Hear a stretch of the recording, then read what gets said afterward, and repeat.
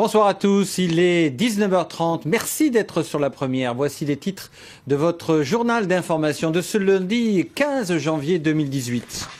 L'incendie du Mont d'Or et le monde agricole, l'heure est à la constatation des dégâts. La Chambre d'agriculture lance ce mardi une mission de reconnaissance auprès des exploitations sinistrées. Les Océanias de baseball et la sélection des moins de 15 ans, entraînement, concentration et préparation des 15 Calédoniens avant leur départ pour Auckland du 18 au 21 janvier. L'ouverture à Futuna d'un nouveau snack bar, c'est une première sur l'île. Le Bambou, c'est son nom, est le premier établissement de restauration rapide. Madame, Monsieur, bonsoir. Les conséquences de l'incendie du Mont d'Or dans le monde agricole. 1100 hectares ont été brûlés et parmi les sinistrés, beaucoup d'agriculteurs. La Chambre d'agriculture envisage demain une mission de reconnaissance auprès des exploitants qui ont subi des dégâts. Caroline Antich-Martin et Michel Bouillet. Les salades ont échappé aux flammes, mais le bilan est lourd pour cette exploitation agricole du Mont d'Or. Plus de serres pour abriter les productions, plus de chambres froides et plus de docks de stockage. À quelques kilomètres de là, Claudine Verger a eu plus de chance. Ses champs de courgettes, de litchis et d'agrumes ont été épargnés par les incendies qui ont ravagé 1100 hectares de végétation entre la plaine du champ de bataille et la coulée. Quand il y a eu le départ de feu, de suite, la première chose qu'on a pensé, c'est élaguer au maximum, débrousser maximum de choses qui peuvent, sur lesquelles comment le feu peut prendre rapidement. Ces arbres-là, ils avaient à peu près 10 ans, voire plus, et donc il fallait vraiment les rabattre à hauteur d'homme, de façon à ce que si les flammes partaient là, on laisse, elle prendrait cette vague-là, elle ne prendrait pas sur tout le verger qui est en place. Et c'est pas fini, il n'y a pas que ces parcelles-là qu'on a élaguées. On a aussi élagué tout ce qui est agrumes au-dessus, voilà, parce que tout ça, c'est une vie de travail. Si demain ça prend, c'est fini, quoi. Précaution supplémentaire, Claudine a souscrit une assurance, mais tous les exploitants ne sont pas aussi prévoyants. C'est une grosse problématique, et donc moi je les invite à le faire, à se rapprocher des assurances, voir avec eux s'il n'y aurait pas des facilités de paiement. Hein. Voilà, je sais que tout le monde n'a pas les moyens, mais s'ils peuvent le faire, faites-le, quoi, parce que c'est très important. Pour les agriculteurs qui ont eu des dégâts suite à ces incendies et qui ne sont pas assurés, comment ça va se passer pour eux? Donc là, il y a toute une équipe qui est en place là. Enfin, il y a des personnes qui se penchent sur ce sujet-là. Hein, la Chambre d'agriculture y travaille aussi, la mairie du Mont d'Or, enfin toutes les institutions, le gouvernement surtout, pour réfléchir à les accompagner au mieux et trouver des solutions qui pourraient convenir à chacun de ces personnes-là. Demain matin, la Chambre d'agriculture se rendra sur zone pour identifier les agriculteurs sinistrés et évaluer l'ensemble des dégâts. Et la prudence reste de mise. Aujourd'hui, une mission de survol des zones sinistrées par la sécurité civile a permis de repérer et de traiter une reprise de feu à Mouirange. Vous le voyez sur ces images de Michel Bouillet, les dégâts environnementaux sont importants, voire irréversibles. À noter qu'une enquête est ouverte pour déterminer la cause de ces feux.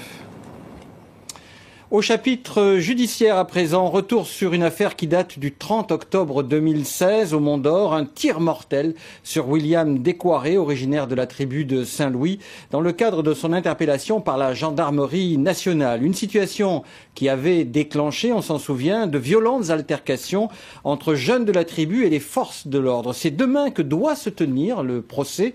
Retour sur les faits avec Natacha Cognard. Ces photos aériennes, prises le 30 octobre 2016 au matin, montrent l'ampleur des exactions commises aux alentours de la tribu de Saint-Louis. Des carcasses de voitures brûlées, des morceaux de bois calcinés, le tout laissé en travers de la route provinciale 1, empêchant la population de circuler. Un blocage organisé par des jeunes, suite au décès de William Descoiré, un homme de 23 ans, évadé du camp Est.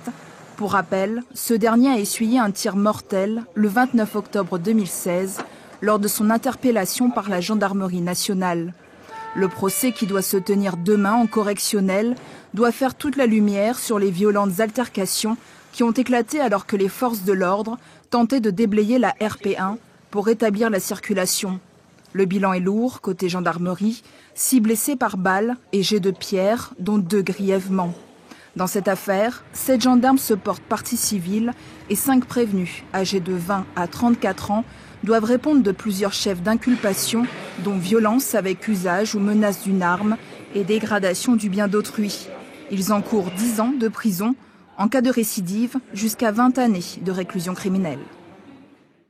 Le sport et du baseball avec les Océanias des moins de 15 ans. Elles se tiendront à partir de ce mercredi 18 et jusqu'à dimanche 21 à Auckland en Nouvelle-Zélande. Une délégation de 15 joueurs de la Nouvelle-Calédonie participera à ce rendez-vous régional. Rencontre à l'entraînement avec Sheima Riahi et Claude Lindor.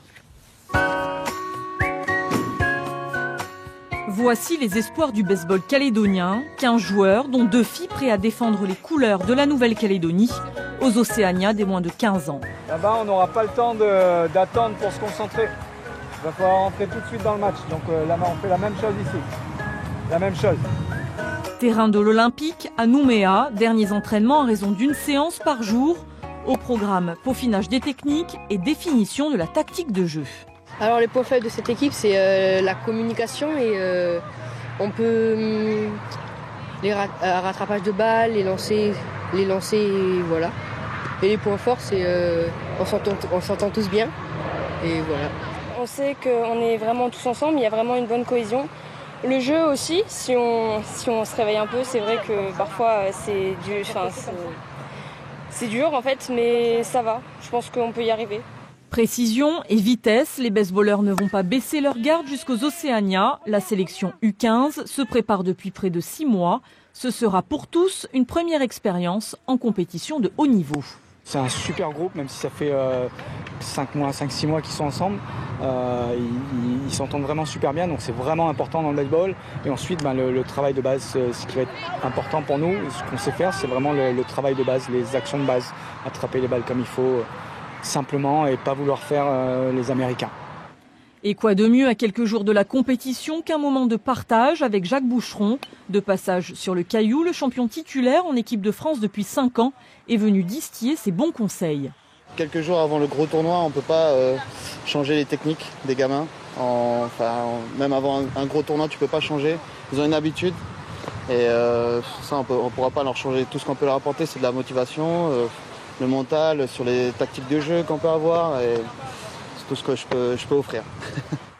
Coup d'envoi du championnat d'Océanie le 18 janvier à Auckland.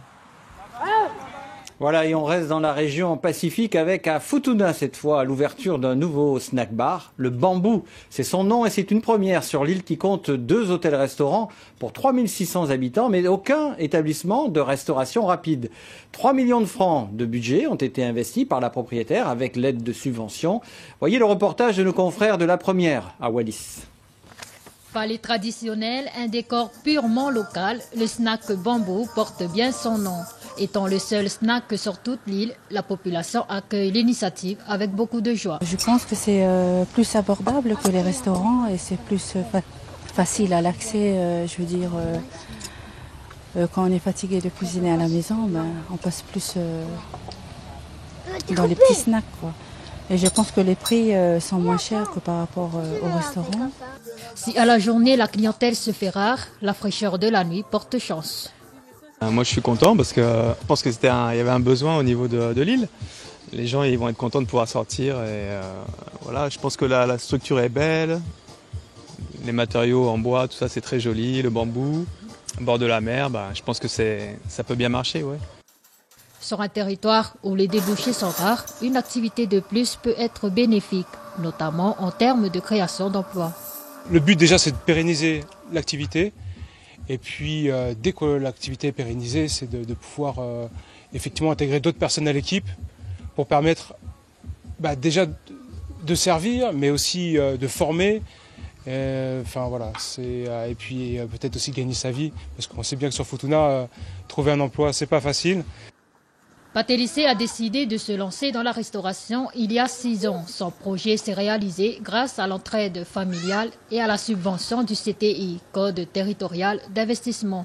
3 millions de francs, c'est le budget investi dans son nouveau snack bar. Là, ça fait depuis 6 ans qu'on attend l'aide. Et jusqu'à aujourd'hui, on a, grâce à la CTI et puis l'aide de mon mari et moi, on s'est débrouillé. Des petits travaux comme les bambous, le falais, tout ce qui est traditionnel. J'espère pouvoir réussir notre vie pour plus tard et que ça va réussir notre projet.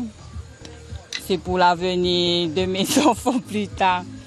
L'exemple de ce projet va inciter certains à se lancer dans l'activité.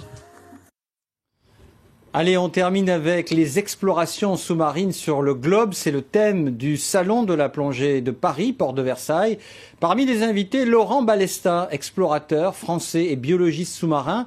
Il a photographié et filmé un rassemblement de 18 000 mérous et 700 requins dans la passe de Fakarava, dans l'archipel des Tuamotu. Voyez le reportage de Pierre Yoven et de Bruno Gabetta. L'exposition de photos est inédite, c'est une première mondiale. Il a fallu 4 ans de recherche à l'explorateur Laurent Balesta et son équipe pour assister à la reproduction des mérous sur la passe de Fakarava dans l'archipel des Tuamotu qui a révélé son secret. Un véritable nid de biodiversité où il a fallu plonger au milieu d'une meute de requins gris dans une chasse frénétique.